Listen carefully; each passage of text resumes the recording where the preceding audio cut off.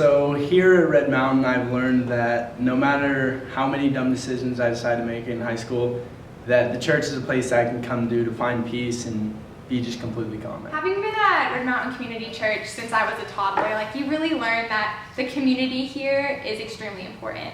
You develop friendships with all the adults, you develop friendships with kids in different grades, and I think that was just something that's been super important to me, being at all the VBSs, being able to go to all the different church camps, and just being able to participate in that element of just all of us being together has just been super important. That it's really important to be honest with people, and it's much easier to tell the truth than to just tell a lie, because telling a lie you have to cover all that up, and it's just hard. There's this image of a cup, that we're a cup and we need people to pour into us if we can, in order for us to pour into others, or else our cup will just be empty. And it kind of shows the importance of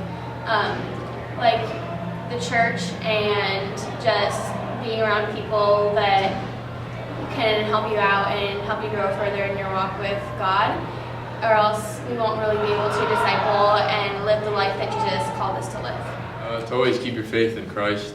No matter where you are in life, He'll always guide you. The thing I've learned at Red Mountain that's helped me is that transitions are okay, and that it's okay to move on, and it's okay to miss somebody, and that transitions will always happen. However, you just need to stay true with your group of friends and stuff, and that transitions are okay. Always take advantage of your peers and make sure that you use them to keep you accountable in every situation. I think I learned mostly that the group of people at church are a family, and that they're always with you no matter what, and that it's okay to doubt God or to doubt Christianity, because people are just going to wrap their arms around you and make you feel better, because that's just a part of faith and a part of growing in your faith. One thing I learned at RMCC is that whenever you feel alone, you are always with someone, no matter what. Someone is always there for you, and they will always be there for you. I'll just say the gospel. One thing I've learned here that I never want to forget is the relationship with the Lord, and how it's grown and helped me to talk to people outside of the church and talk to those of my friends that may persecute me for what I believe, and not letting it get to me. One thing I learned at RMCC that I don't want to forget is that you'll meet people in your life who don't really have a relationship with God, but it's just important to always look at people through God's eyes, even if they don't have a relationship. Understand you don't know what they're going through, and just have grace for people you don't know. One thing I've learned here is that I should never keep things that are bothering me to myself. It's important to talk things that are bothering you out with your friends and your peers and your mentors. One thing I learned at RMCC this year was that just doing every little thing around the house, doing chores, everything you can helps your family out, and it really makes a big difference. So one thing I've learned this year was just saying hi to whoever just can really impact their day and really make it so much better. Something I've learned over the past 4 years is to trust the people that God has put in your life, like Marissa. I learned is I kind of learned how to hold a friendship with youth leaders and stuff, and learned to open myself up and talk about my problems with Jake and Luke and Chris a little bit I talked to, and I learned that there's no other better friend than a youth leader is.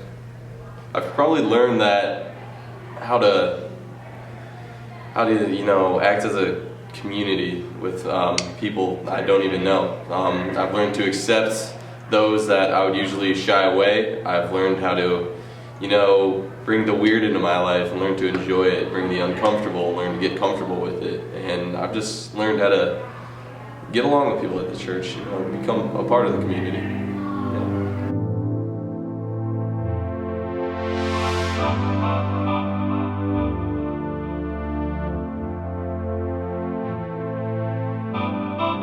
Let's dance in style, let's dance for a while. Heaven can wait, we're only watching the skies. Hoping for the best, but expecting the worst. Are you gonna drop the bomb or not? let us die young or let us live forever. We don't have the power, but we never say never. Sitting in a sandpit, life is a short trip. The music's for the sad man. Can you imagine when this race is won? Turn our golden faces into the sun. Praising our leaders, we're getting in tune. The music's played by the madman.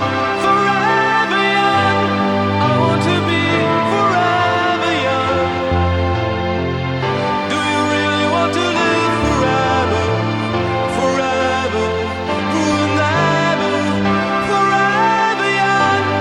I want to be forever young. Do you really want to live forever? Forever young. Some are like water, some are like the heat. Some are a melody and some are the beat. Sooner or later they all will be gone. Why don't they stay young? It's so hard to get old without a cause. I don't want to perish like a fleeting horse.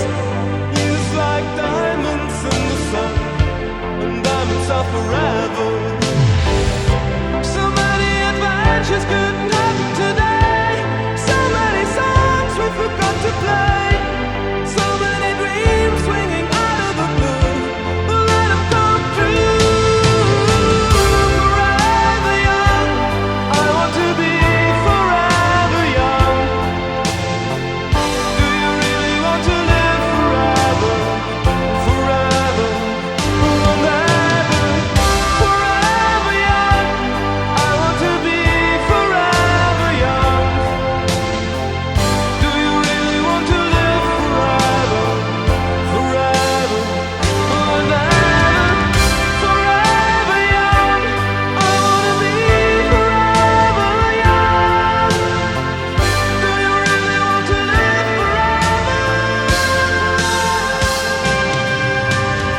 want to live I'd tell him to learn how to forgive people, because you feel like you have control over somebody when you hold bitterness towards them, but really they have control over you because you're not willing to forgive them. I think if I could look back and just talk with my 9th grade self, I'd really stress not worrying about any of the small things in life.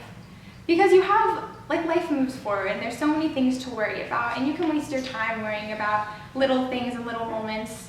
But in the end, that's not what you should prioritize. And like little stresses are gonna go away, and this is something to tell yourself in 9th grade and to tell yourself in 10th grade, 11th grade, and 12th grade, and it's something to continually remind yourself not to stress the little things and just to enjoy life and to enjoy every experience as they come, because you never know when you can experience it again. I would tell my 9th grade self that you shouldn't worry about what other people think of you and the decisions you make. You should be trying to make yourself and others happy, but in a sense, like, not think that you're being judged every second, because you still want to be yourself, and like these years are like the time that you're going to be like formed and created as a person. Kind of be smarter, be more respectful to others, love each other as they would love yourself. To expand my horizons and to start talking to new people and be more outgoing, and that it's okay to have more than just a few close friends, and to, I guess, just be more outgoing with meeting new people. I'd probably tell myself to, probably take school more serious, because I know, I could have gotten better grades than I did. And probably, to make better decisions my sophomore year. I kind of screwed up a little bit, put me down, the wrong road for a little bit, but yeah, if I guess that's part of learning, but probably to go back and to not make those mistakes. Try harder in school, because I didn't care at all. I honestly could flip that question around and say that my 9th grade self could tell my senior self now to stay connected and stay consistent. I would tell myself, definitely take school seriously, but don't take, socially, just don't take yourself too seriously. There was extracurricular stuff and sports, basketball and just extracurricular stuff that I just wouldn't participate in, because my 9th grade self was so self-conscious of what people would have thought of me. And it's just I would just tell myself this: have fun. Like it's 4 years. Like have the best time you could and participate in everything. Don't get C's in school. Yeah, also focus on what's important. Or to never give up, and it may be hard, but you will get through it. Come here as a freshman. You know, I came here like just at the start of the summer, coming in my senior year, so I didn't really get to experience people like Luke as much as I wanted to. You know, growing up in this church and basically just developing through a life of God. Go back and talk to my 9th grade self. I'd tell him just to keep all your friends close that are in this group, because you'll grow with them more and you'll just have a great time with these kids. Great self. I tell her to be more confident and that the people here are not here to judge, but instead to comfort you and to be there for you. Probably tell them to make more friends throughout youth group, because I didn't really make any kid friends while I was here my age. I just kind of talked to the leaders and came to church and left. And I would probably tell them to live it up a little more than I did. I could tell my 9th grade self something. I would tell her to hang out with Marissa more. Go back and talk to my 9th grade self. I'd probably tell him to get out there more and stop being like shy and just get out there and really speak up. I would tell her to invest in relationships without expecting anything in return.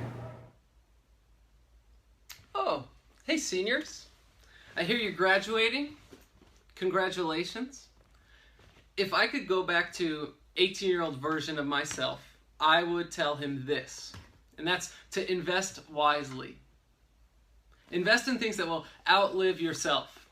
And there are 2 things that will outlive yourself, 2 things that last forever. One is the word of the Lord. It will never wither or fade. Invest in it. 2, the souls of men and women. They will last for eternity. So anytime you invest in worshiping God and making disciples, it's a worthy investment. Every time. Haggai is a prophet in the Old Testament, and he tells the nation of Israel, they're putting their money, their resources into a bag with holes in it. You'd never put your money into a bag with holes in it, so don't put the resources of your whole life into something that isn't going to pay off in the end. Invest in the word of the Lord and in the souls of mankind, and it will always, always, always be worth it. It's been a pleasure to live these years with you guys. I'm always just a phone call or text away. Know that I'm proud of you guys and girls. I congratulate you. Serve the Lord. Press on. I love you guys. You guys are great people. The best parents any kid could ever ask for. Super understanding and forgiving, but I appreciate everything you guys have done to raise me. Love you guys.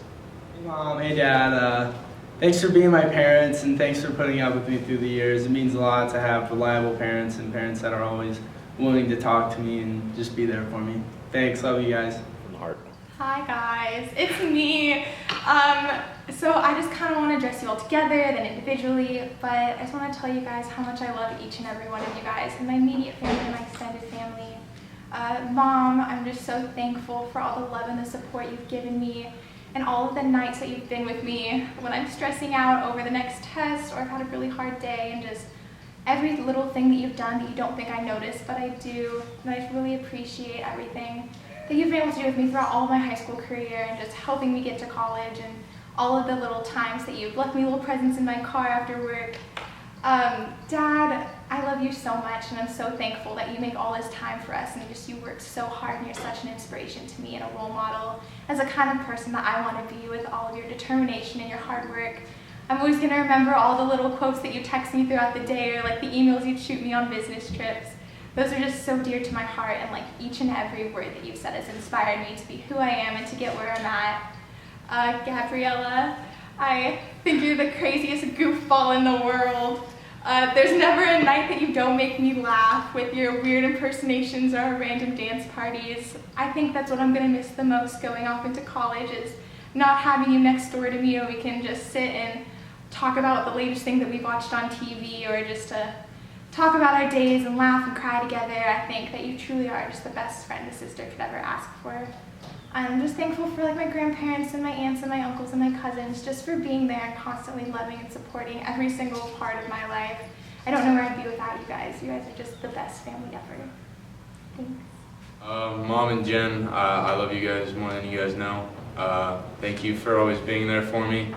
Thank you for always pushing me in baseball and coming to church. I love you. Hi. Hi, Mom. Hi, Dad. Hi, Brett. Thank you so much for everything you've done for me these past years, and for just supporting me in everything that I've done and helping me grow in my faith without even knowing that you were helping. I love you all very much. Mom, Dad, Ryan, Kylie, thanks for supporting me through all the years. Like, I know I went down some bumpy roads a little bit, but like, you guys were always there. You're always a constant factor in my life, and I wouldn't be the man I am today without you guys. So just thank you so much, and I love you guys so much. Hi, Mom. Hi, Dad. Hi, Daniel, Josh, and Zach. I just want to say thank you for all you've done these past 4 years. I just really appreciate all of you guys and how much you've helped me through a ton of things. Thanks for always pushing me to the hardest I can ever be. Thanks so much for being the best family ever. I love you guys so much. Hey, Mom and Dad, I love you guys. Dad, you're pretty cool, I guess. Mom, you've always been there for me, and you're great. Love you guys. Mom, you've been the biggest factor in my whole entire life. Like, it's been me and you for a while, and you've always just like, there's a divorce and I thought stuff would like collapse, but you had such a just like solid base for us, and you're just amazing. And I don't thank you enough at all. Hi, Mom. Hi, Dad. Thanks for always believing in me and believing that I could do it. I finally did it. I love you guys. Hey, Mom. I love you, and I love all three of you. I love you, and don't miss me too much. I'll be having a blast at NAU. Okay, Mom, Dad, I love you. You've raised me well. You guys are great. Meredith, my sister, you're awesome. You've always been there for me. You've always had my back. Just been a great support in my life. You guys always allowed me to lean on you, which is awesome. And love you guys. Family, I'd just like to thank you guys so much for being there for me throughout all the things I've been through this year, and I really love you guys. To my family, I really want to thank you guys for always being there through the rough times and always pushing me to be the best person I can always be, and just really helping me out through my faith. Hi guys, thanks for everything you've done for me. Love you. I'd like to thank my parents for getting me to this point that I'm at today and helping me through everything whenever I've had any problems with anything. I love you guys. Hi, Mom and Dad, Josh and Juliet. I love you guys. I'll come back and visit, so don't worry. Yeah, thanks for everything, and you guys are awesome.